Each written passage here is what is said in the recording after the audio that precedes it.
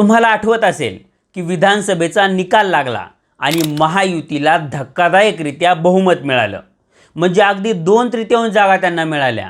आता विरोधी पक्ष उरलाच नाही आहे, त्यामुळं सरकार अगदी वेगाने चालेल, कामांना गती येईल आणि योजना तडीस नेल्या जातील असं चित्र होतं। कारण सत्ताधाऱ्यांना धारेवर धरणारी शक्ती म्हणजे विरोधी पक्षच महाराष्ट्रात अस्तित्वात नाही आहे अशी परिस्थिती होती।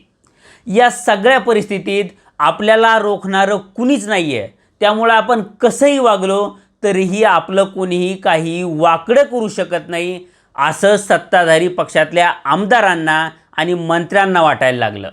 आणि इथंच खरा प्रॉब्लेम निर्माण झाला, कारण सत्ताधारी मंत्र्यांमध्ये ही जी भावना निर्माण झाली त्यामुळं त्यांची नवनवीन प्रकरणं ही दररोज बाहेर यायला सुरुवात झाली। त्यात अनेक मंत्र्यांची वादग्रस्त वक्तव्य होतीच, पण भ्रष्टाचाराची आणि कायदा सुव्यवस्थेची सुद्धा अनेक प्रकरणं या काळात बाहेर आली।